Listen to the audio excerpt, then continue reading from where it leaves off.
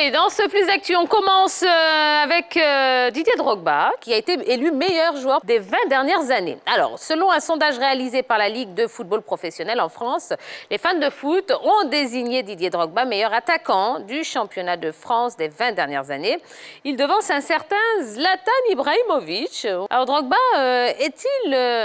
ou a-t-il du moins été meilleur en France que Zlatan Ibrahimovic, selon vous? Non, mais je veux dire, Roger-Stéphane. Poser comme ça la question est assez difficile. Mais vous savez que c'est les fans, les supporters qui ont voté. Oui. À partir de ce moment, ils ont certains éléments d'appréciation. Le fan, c'est l'émotion, c'est le plaisir, c'est les sensations. C'est quand il a vécu ce genre d'événements et de situations avec le joueur qu'il le plébiscite. Parce qu'il faut bien regarder quand même Drogba. Il fait ses débuts un peu avec Le Mans en Ligue 2. Ensuite, il fait Guingamp. Mans, après, il fait Marseille. Donc, quand on fait 3 clubs pareils et qu'on a les prouesses qu'il a eues, à partir de ce moment, vous restez un peu dans les mémoires. Par contre, Zlatan, ce n'était que le Paris Saint-Germain, ce qui est totalement différent pour Didier Drogba. Et n'oubliez pas que Marseille est le club le plus populaire de France. Donc, à partir de ce moment-là, ils l'ont plébiscité. Je pense que ça m'a l'air logique.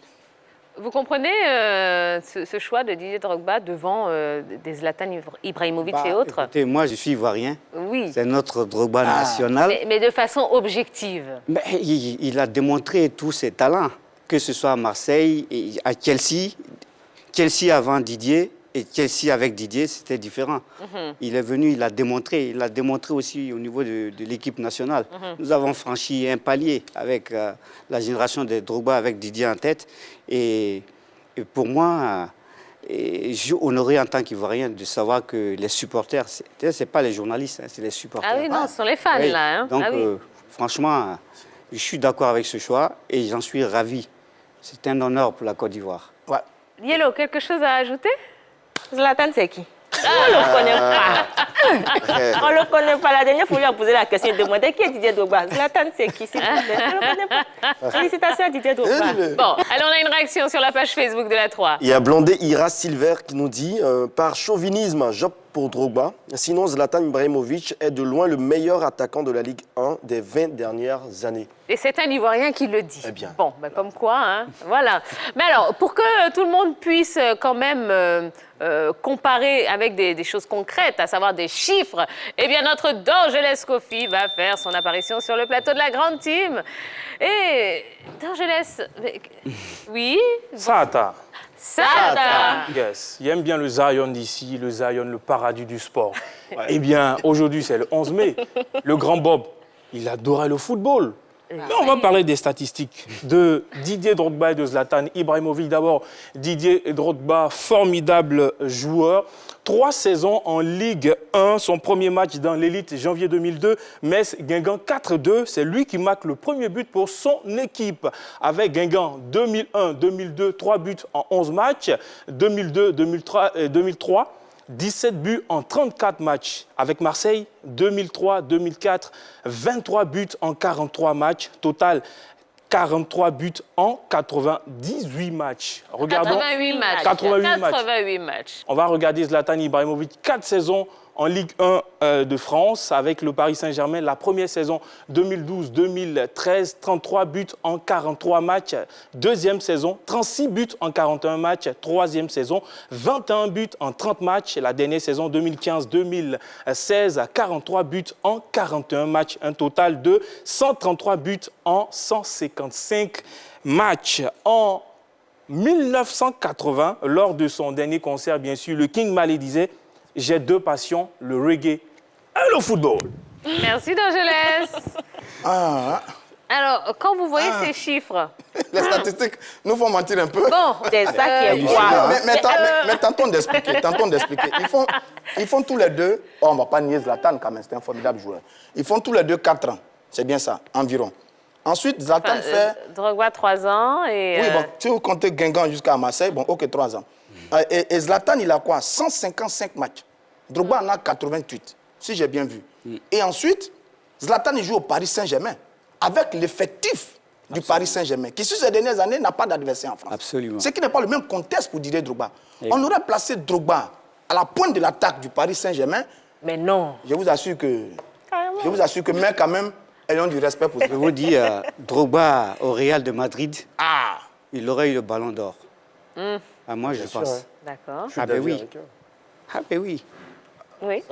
Peut-être, peut-être. Ah, mais rappelons aussi que quand Drogba était à Marseille, était en France, en tout cas, c'était pas le Drogba qui était à Chelsea. C'était pas le Drogba, en tout cas, qui était pétri peut-être de talent, mais un Drogba qui venait de commencer, qui était juste jeune. Alors que Zlatan, il est venu en tant que déjà expérimenté. Donc ça change tout. Et là, j'ai raison. Pour une fois de votre vie. En tout cas, vous n'avez pas tort. Jojo, dire magnifique, que vous magnifique. n'avez- Analyse exceptionnelle de la part de Jojo. Magnifique. Merci, ça fait Allez, on vraiment va plaisir. terminer donc ce premier sous-thème avec une réaction. Il y a Amani Atomé qui nous dit « Drogba a été meilleur que Zlatan. Depuis son départ de Marseille, il n'a pas pu être remplacé. Zlatan, même Cavani a fait mieux que lui. Pour dire, lorsqu'on regarde les faits marquants, Drogba a envoyé Marseille en finale de l'UEFA et il a plus marqué son empreinte à Marseille que Zlatan au PSG. » C'est ça, finale de l'UEFA, hein, très bien. Allez, on passe maintenant donc au deuxième point de ce plus d'actu. On va s'intéresser à Djibril Cissé. Djibril Cissé qui vise les 100 buts. Oui, dans un entretien au magazine SoFoot, Djibril Cissé a évoqué son envie de revenir jouer en Ligue 1 pour atteindre la barre symbolique des 100 buts. Quand on sait que Djibril Cissé n'est plus en activité depuis le 19 octobre 2015, date à laquelle il a annoncé donc l'arrêt de sa carrière de footballeur, eh bien, est-ce qu'on peut parler d'une ambition légitime ou bien d'un simple caprice, voire d'une obsession? Ça, c'est une bonne question. Bon, Monsieur alors, Mamadou Dia. moi, je pense qu'à ce niveau-là, le football au haut niveau, arrêter 5 ans et puis revenir, c'est pas facile. C'est pas facile et je pense que, bon, peut-être qu'il veut se faire plaisir. On peut pas l'en empêcher. Mais est-ce qu'un club va accepter de lui permettre de faire cela? Parce que, Bon, parce qu'il a dit quand même qu'il était prêt à revenir jouer gratuitement. Hein? Oui, mais le problème, ce n'est pas de payer ou de ne pas payer, mais est-ce qu'il y a la place? Parce que nous savons qu'on a des jeunes joueurs qui sont très talentueux et il va prendre la place de quel joueur? Même si c'est gratuit. À cet âge-là, bon, à mon avis, c'est assez compliqué. Ça ressemble à de l'obsession, quoi. Lui aussi, sa vie est trop mélangée. Il finit dans le football, il va être DJ. Bon, peut-être que c'est le confinement qui agit sur lui, on ne sait pas trop. Parce que attendre jusqu'à 5 ans pour repenser que tu dois marquer 4 buts pour atteindre la barre des 100 buts pour un joueur professionnel, pour moi, c'est juste de l'obsession, quoi. Il veut juste faire du buzz et puis bon, on passe là-dessus. Moi, je pense qu'il a beaucoup mal, il souffre dans son fond intérieur parce qu'il n'a pas encore atteint 100 buts. Et moi, je propose que Djibril Cissé revienne dans son pays. Pourquoi pas au Lys de Sassandra? Est-ce que vous avez... Alors moi, j'avais un petit rêve secret. Je me disais si je pouvais avoir Yaya Touré, ne serait-ce qu'une année chez moi. Non, ici, on parle de Djibril propose Cissé. Djibril Cissé, vous nous dites non, vous Mais voulez bon, Yaya bah, Touré. je vous dis ce qui est dans mon cœur. Voilà. Prenez celui qui est là d'abord. Prends ça là d'abord. Il est là d'abord. Il est disponible. Il veut jouer gratuitement. Bon, Gratuit. Non, mais ça peut être quand même une belle image. Absolument. Ça peut être, Ah non, je en termes dirais- de marketing, Ouais, bien sûr. d'image, je ça dis peut pas, être je dis super. pas le contraire. Mais à mon avis, de manière générale, je pense que tous ces anciens joueurs qui ont beaucoup donné, qui ont joué au haut niveau, ce serait vraiment pas mal qu'ils reviennent. Ouais. Et même s'ils font d'autres activités, ils sont en jambes, c'est bon qu'ils prennent une licence, qu'ils puissent jouer, aider les clubs ici. Hein, tous ceux qui reviennent, d'ailleurs, ça s'est toujours très bien passé en général. Hein. Oui. Hein, on a vu à l'époque déjà, du temps de la SEC, quand on a fait revenir les BD James, bon, Aboulaye encore, ils n'avaient pas fini leur carrière. Sely. Les Gadji Sely, tout ça, ça a été une bonne expérience. Mais je pense que quand je prends quelqu'un comme Didier, et physiquement, il est très bien portant. À mon avis, il peut bien jouer dans un club ici. Possible. Pour faire le buzz. Voilà, pour faire le buzz. Peut-être qu'il On vous viendra à parle 10, de on ne sait pas Djibril jamais. Cissé, puis vous êtes Oui, mais le arrivé président a sur raison. Il Didier. aime bien. Il aime Yaya et Drogba, on a bien compris. là. Monsieur Dia, on vous propose Djibril Djibril Cissé. Cissé. Vous nous parlez de Yaya, Non, puis vous nous parlez de en Didier fait Drogba. pourquoi je parle de ceux-là? Parce que ceux-là, ils ont joué pour la Côte d'Ivoire. Effectivement. C'est ça. Et vous savez, c'est un gros sacrifice. Bon, pour Yaya, c'était différent, mais Didier, il aurait pu jouer en France. Mais ils ont joué pour la Côte d'Ivoire, mais avec un tel amour, vous savez. Donc, Pour ceux-là, moi, j'ai une faiblesse pour ceux-là. Vous voyez, c'est pour ça. Alors, Mamadou Dia l'a évoqué tout à l'heure. Est-ce qu'un club serait prêt à reprendre, même gracieusement, hein, même gratuitement, Djibril Cissé? Bon, pour l'instant, il n'y a pas encore de réponse à sa demande. Il a quoi, 38 ans quand même. Oui, aux dernières nouvelles, il était digueux. C'est pas là-bas qu'on on est vraiment... était quoi? Digueux, disc jockey. On ne dit pas DJ. On dit quoi? DJ. D'accord. DJ. Ouais, il n'est pas habitué, c'est nous comme ça, nous comme ça. Ouais, nous, on est habitué. On dit quoi? DJ. D'accord.